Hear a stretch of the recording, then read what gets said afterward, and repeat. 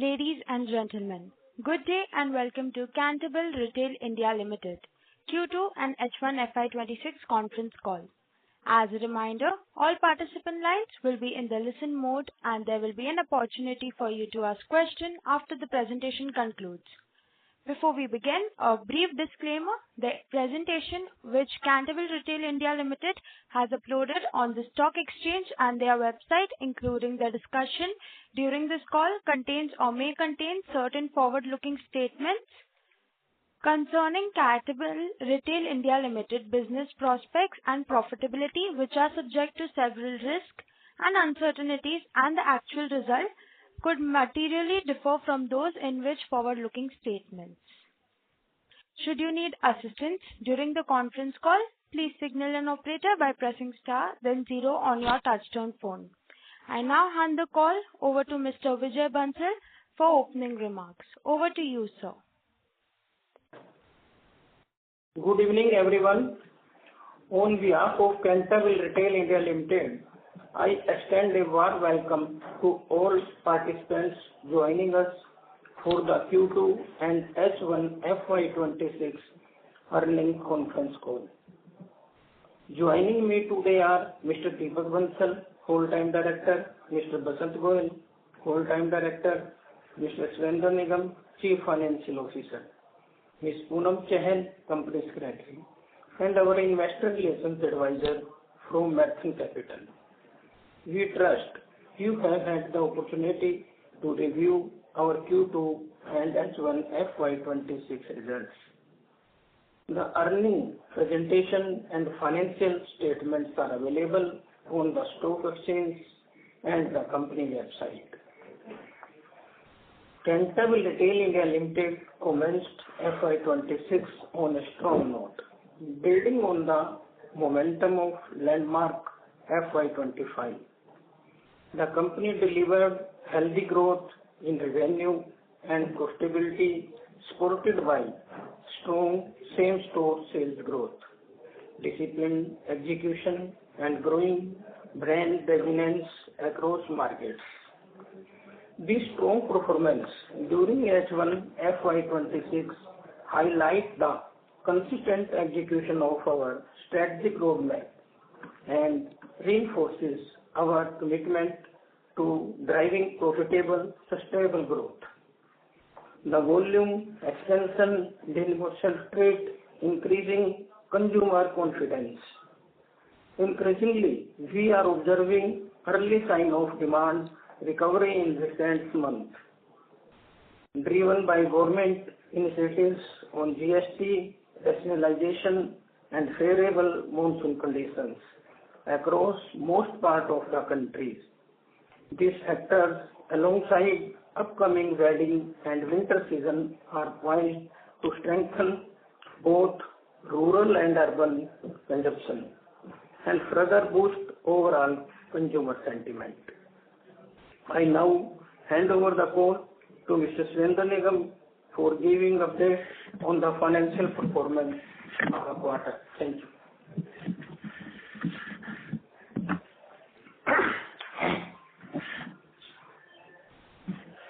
Thank you, sir, and a warm welcome to everyone. Coming on the numbers, standalone performance highlights for H1 FY'26. Revenue from operations for H1 FY'26 grew by 20% to 335 crore as compared to 279 crore in H1 FY'25. EBITDA for H1 FY'26 grew by 23% to 91.1 crore as compared to 73.9 crore in H1 FY'25. EBITDA margins for H1 FY'26 stood at 27.2% as compared to 26.5% in H1 FY'25. PAT for H1 FY'26 grew by 19% to 21.4 crore as compared to 18 crore in H1 FY'25. PAT margins for half year ended FY'26 stood at 6.4% as compared to 6.4% in H1 FY'25. Coming to the standalone performance highlights for Q2 FY'26, our revenue from operations in Q2 grew by 16% to 176 crore as compared to 151 crore in Q2 FY'25. EBITDA for Q2 FY'26 grew by 22% to 42.1 crore as compared to 34.5 crore in Q2 FY'25.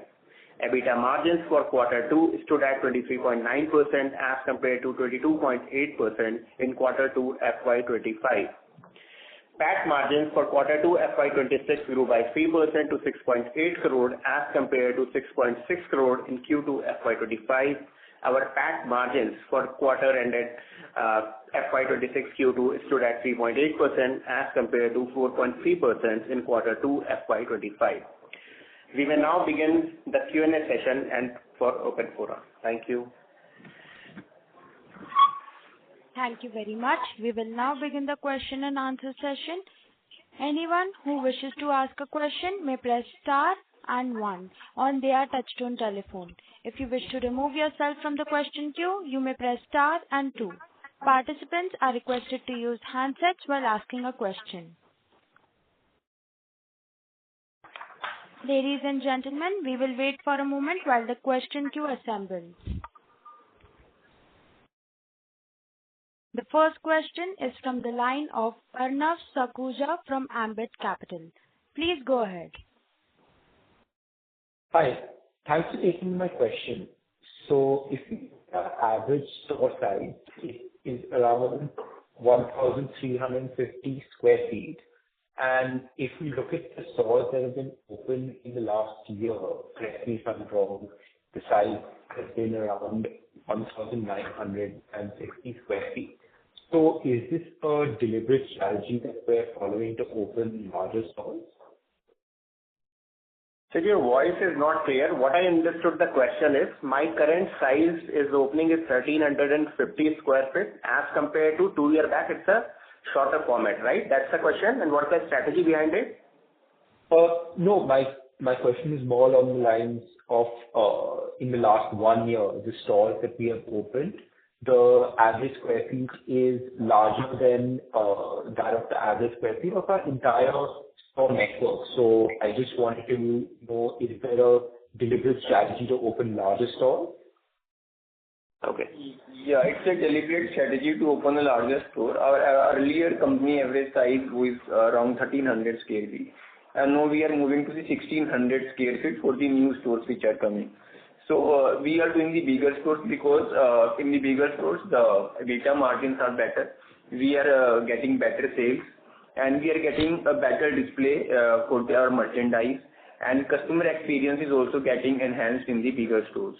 So in the smaller stores, we were underperforming, and in the bigger stores, we are getting the optimal performance for the company. And these bigger stores that are being opened over the last 1 year, are these more of male, female, kids, or a mixture of all of these? These are mixture of all. So we have family stores, we have men's and ladies stores, we have only men's stores. So these are the mixture of all. And in only exclusive men's store also we have increased the size a little bit. And definitely family stores are definitely bigger, but in men's and ladies stores also the size is going bigger. Okay, thank you for answering my question. Thank you. Thank you. The next question is from the line of Arjun Gaikwad, who is an individual investor. Please go ahead. Hello. Thank you for the opportunity. I wanted to understand that whether the company has any specific strategies or initiatives in place to further improve the PAT margins going forward, so that it can drive a stronger EPS growth. If so, could you please share what kind of margin improvement the management is targeting over the next few years? So on an annualized basis, we are always working to increase our margin on EBITDA level as well as PAT margin. So this year also, last year we closed approximately 10.5%. This year, very much hopeful, we are crossing 11%. It may somewhere in between 11 to 12%. And going forward also, this continuously improvement in PAT margin you will be able to see. The reason is mainly this: the more I will getting the same store sales growth, the mostly the expenses are fixed. So left hand side of me, my P&L is always being saved. So the moment I'll get more sales, more top line would have been there, which we are projecting going forward this year onwards. So our PAT margins would definitely increase. Okay, sir. Thank you so much. Thanks, sir. Thank you. A reminder to all the participants that you may press star and one to ask a question. Participants are requested to press star and one to ask a question. The next question is from the line of Mr. Arpan Rathore from Insight Advisory. Please go ahead. Good evening, sir. Congratulations on a decent revenue growth. Have a couple of questions. Though the revenue growth for the quarter has been 16%, even with a little shift in festive season, I see PAT margins not going up proportionately. Any specific reason, or how should we, budget in for the full year types? Right.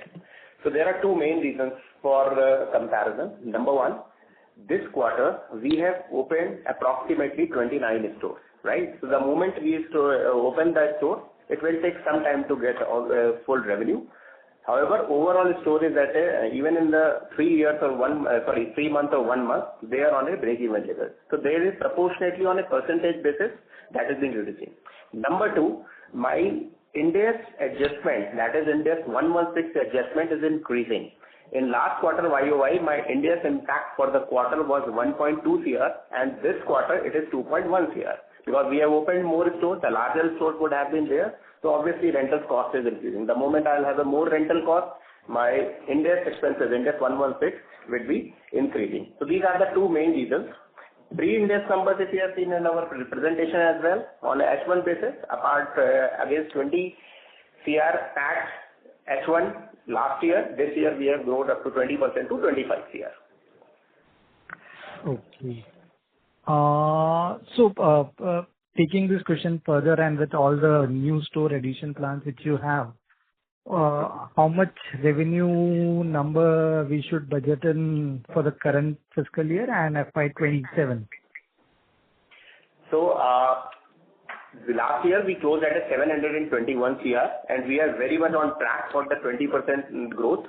So this year it should cost 850 plus CR, and by this pace, next year financial year, by FY'20 year, we are crossing 1,000 crore of the revenue mark. That is our vision statement as well. And on this basis, all my PAT margins that I just told, replying the previous question, it would be approximately 11 to 12% for this financial year. It is going further 12 to 13% next financial year.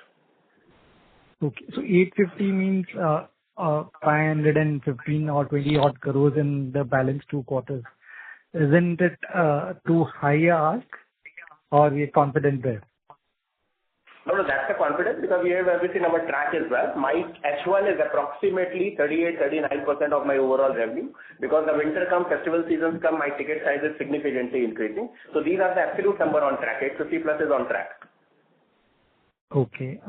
And just if you can highlight the impact of GST rationalization which has come in. Are we seeing any green shot there? Or how is the company working on those things? So GST impact, yes. 22nd of the September is a landmark date. We are completely passing it on the benefit to the consumer. The differential of 7%, because most of our, as you know, our average selling price is approximately 1150. So between from 1,000 rupees to 2,500 rupees, my sale is accumulated approximately 60% on annual basis. For this, we are completely passing the benefit to the customer. We are passing this benefit to the customer, but we have seen the momentum. By passing this, honestly, the benefit to the customer, momentum is there. GST rationalization benefit is going forward will be giving because the footfall are increasing. So then how was October? If you can just indicate in terms of revenue built up, considering the value was also there. Very good double-digit growth in October as well, we registered. Okay. And store addition target for the full year? It's at 630 now, so we should close the year by 650 or 660 types or more than that? We will close near 675 stores. 675. And of the additions which we are planning, they would generally be the larger size stores, right? So our new average size store we are opening is around 1625. So same we are projecting for the next 2 quarters. So, considering that this is a strategic move, are we also looking to relook at the old stores or to increase their size or something of that sort, or this is only for the new stores which we will add? We are increasing the size of the old stores also, but only in the special cases, not of all the stores. Wherever there is expiry is coming or where there we see a potential where by increasing the size of the store, the sales can be increased in a much better manner. Only in those stores we are increasing the sizes. Sure. If I may ask one or two more questions. Yeah. I have seen the company is very conservative when it comes to borrowings. But September, I can see there's some borrowing built up which has happened. So, was it more to do with the seasonal impact, or are we going the borrowing way?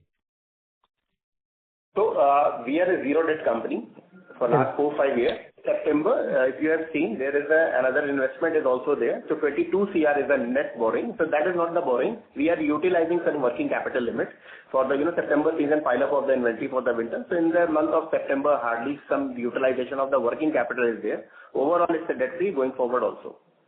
Yeah, so strategically we will maintain the net zero debt position on a longer basis, right? Few quarters here and there should be fine. Couple of months in a year, we are utilizing the limits. Sure. Yeah, that's it from my side. I'll join back the queue for more questions. Thank you. Thank you, sir. Thank you. Thank you. A reminder to all the participants that you may press star and 1 to ask a question. The next question is from the line of Chandragupta, who is an individual investor. Please go ahead.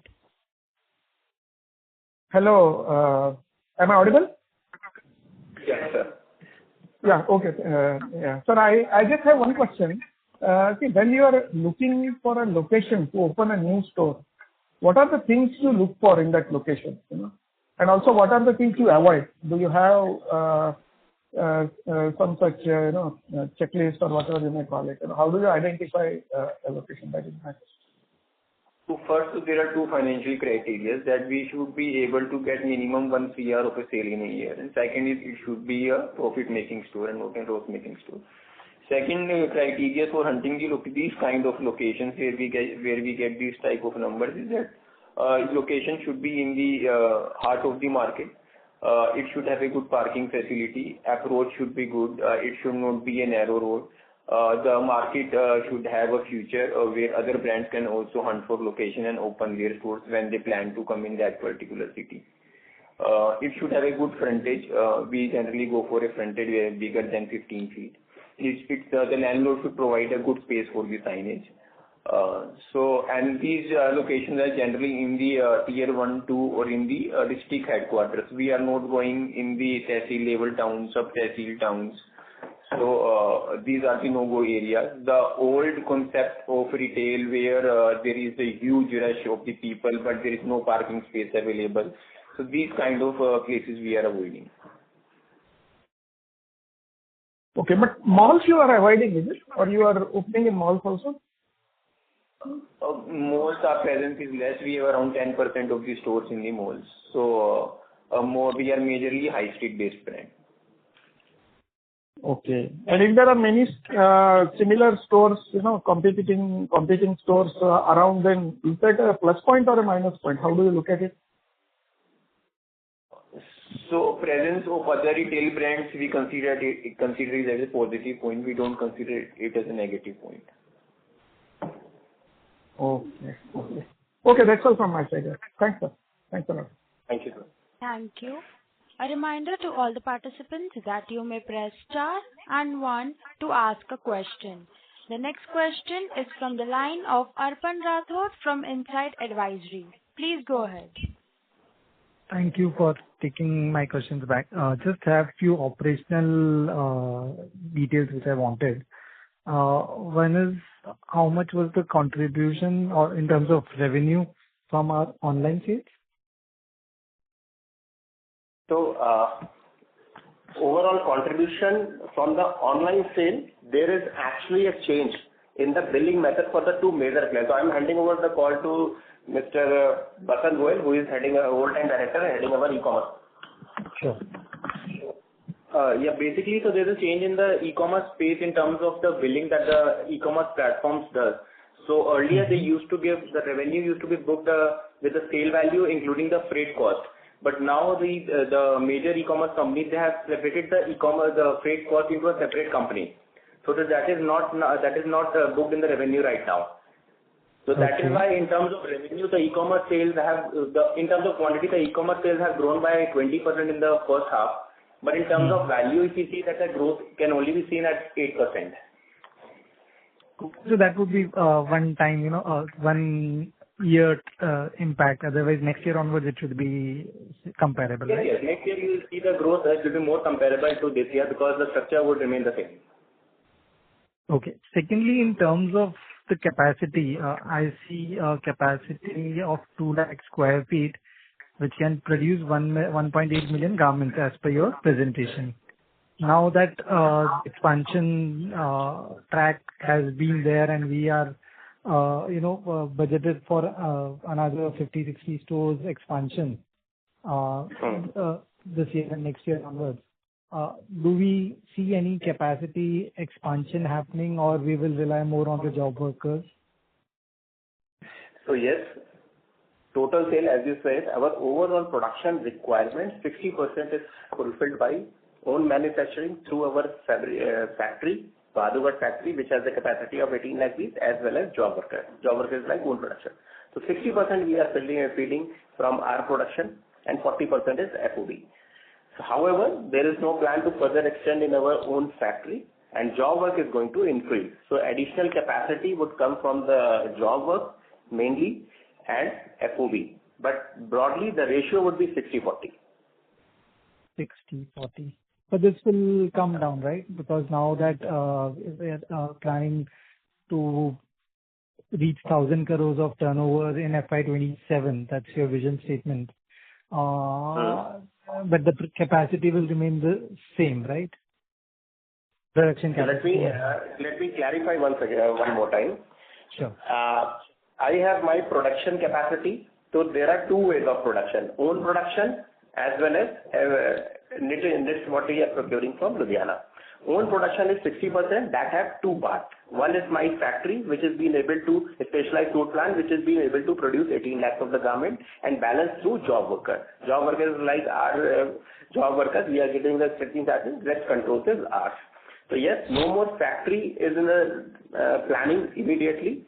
So job work proportion would be increasing. But overall on the requirement basis, 60% and 40% broadly would be same.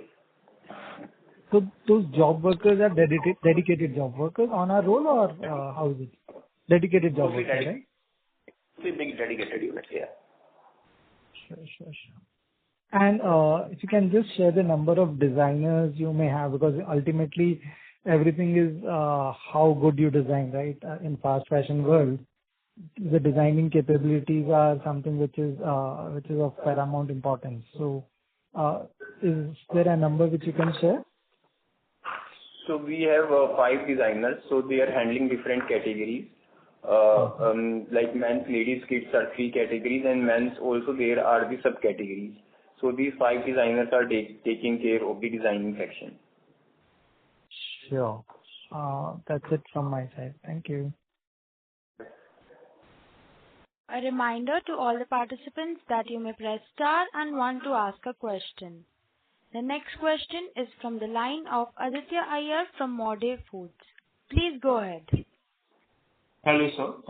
Am I audible? Yes, sir. Yeah, you are audible. Yeah. Good evening. Thank you for the opportunity, sir. I just have one basic question. One of the basic questions that I just wanted to know, what is the type of loan of the working capital that you mentioned? Is it some term loan or a credit facility or something? You are having a loan borrowing, right? Yeah, the borrowing. Correct.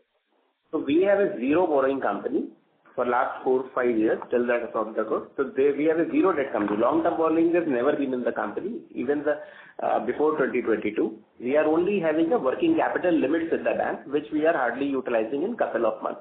Overall basis, we are a debt-free company and cash surplus company. If you have seen in the last balance sheet also, we have a 32 around surplus fund. This year on the balance sheet, it would be more than that. Okay. And another question, that in the September 22 and 23 quarter, the net profit margin was comparatively higher than 24 and 25. So any specific reason for that? You are talking about FY22-23 versus FY25-26, right? September quarter 22, September quarter 23, and September quarter 24 and September quarter 25. Sir, I need to revisit the number, obviously. But overall, on an absolute basis, in terms of percentage, because we are opening up more stores now, it is slightly the most lean quarter for the industry as well. So maybe couple of percentage would have been there because India's impact is also there and now increasing. Earlier it was hardly 50-60 lakh for the quarter. Now it is 2.1 CR for the quarter. So that number. However, for the quarter-wise FY22-23, I'll revisit and give you a specific answer. We can connect it separately. Right. So one last question. Can I get a brief overview on how is the lease liability treated in accounting terms? Yes, sir. So, India's 116 is, every time we have out of 630 stores, 80% of the stores are on a lease basis, right? Now we are having a lease rentals to be paid. Last year, my approximate lease liability was 80 CR plus. So what India says is, since you have all the control over the property, the long-term lease of 9 year, 12 year or 15 year, so this is like an asset you have been created. So you need to capitalize those on the basis of present value, and at the same time you need to create a lease liability. So once the new property is to be taken, it's a similar. One side of balance sheet is a lease liability, and other side is the right to use assets. So now this is just a presentational difference. Broadly, you need to convert rentals. We are in the business of rent. We are paying rentals, but you will be able to see there is no rental cost is there. This has been converted into depreciation as well as finance cost. We have a zero finance cost because we are debt free, but still finance cost is showing and depreciation is showing on a very higher side. So 80 crore of broadly, just giving the broad ballpark number, 80 crore of the rentals have been converted last year into the depreciation as well as finance cost. So that is why theoretically you have seen my EBITDA is showing 10% higher from the normal pre-Ind AS EBITDA. This is what the broad concept of Ind AS 116. Thank you so much, sir. That answers all my questions. Thank you. Yes, sir. Thank you. The next question is from the line of Srijanan Mittal from MS Capital. Please go ahead. Hi, and thank you for the opportunity and congratulations on a good set of numbers. So I have two questions. One is, Shivendra, can you help me with the number of company-owned stores that we have as on this quarter? First is that Opened? Just as on date, the number of COCO stores that we have. I think I have the number for last quarter, which is 475 as of June 25. So as of September 25, what would that number be? So we have opened out of 25 net stores. One store was franchisee being opened, and the balance is being company-owned stores. Understood. The second question was on the depreciation side. This depreciation number, would it include the capitalization for the new warehouse as well as the new office space which we have built? Not yet, because we are once it will be capitalized, we are moving in the month of January. That is when we shift. Then it would be capitalized. Still, that is a part of CWIP. Understood. Right. Okay. Got it.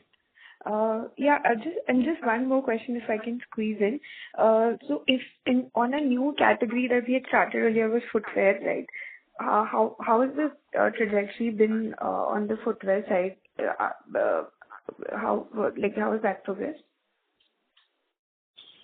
Your footwear side is going stable. So last year we did well. This year also we are targeting good numbers that it should end up with 30 CR of sales in a year. Understood. No, that's very helpful. Thank you. Thanks for taking my questions. Thank you. Thank you.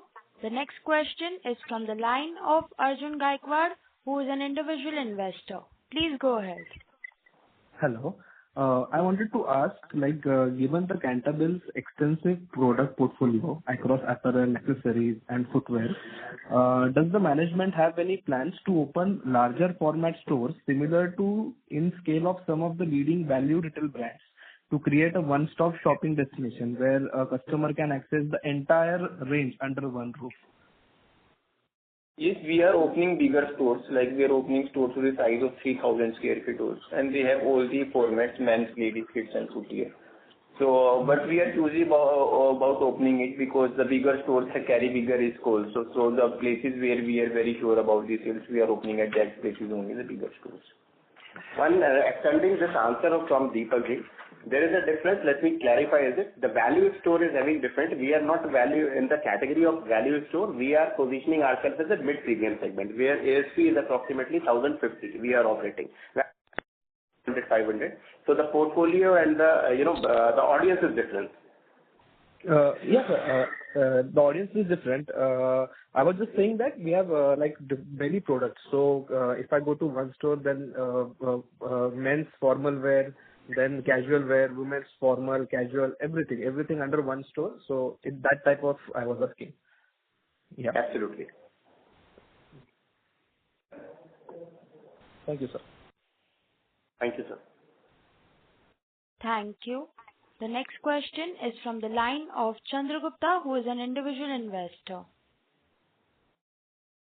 Yeah, thank you for giving me the opportunity again. So my question is, in all these lease agreements that you are signing, I presume they would all be like 10-year or 15-year agreements for lease. So is there an exit clause in this agreement? Like if you feel after a couple of years or so that that location is not so good, then do you have an exit from that?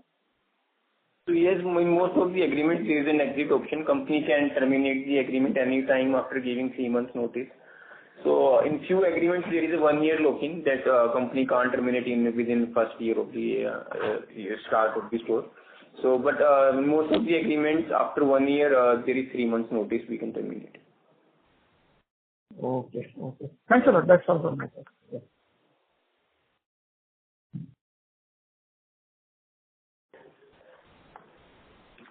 Thank you.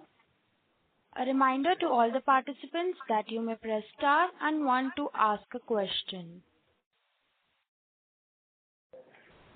Ladies and gentlemen, as there are no further questions, I would now like to hand the conference over to Mr. Deepak for closing comments. To conclude, H1 FY'26 has established a solid foundation for sustained growth. Our results highlight the enduring strength of the Cantabil brand, disciplined execution, and rising consumer confidence. We remain focused on Vision 2027, that is driving scale, efficiency, and long-term value creation for all stakeholders. We thank you all for your time today and for your continued trust and support in Cantabil Retail India Limited. We look forward to engaging with you in the coming quarters as we continue our journey of growth, innovation, and leadership. We hope we have been able to answer your queries. Please feel free to reach out to our CFO or IR team for any clarifications or feedback. Thank you all. On behalf of Cantabil Retail India Limited, that concludes this conference. Thank you for joining us, and you may now disconnect your lines. Thank you.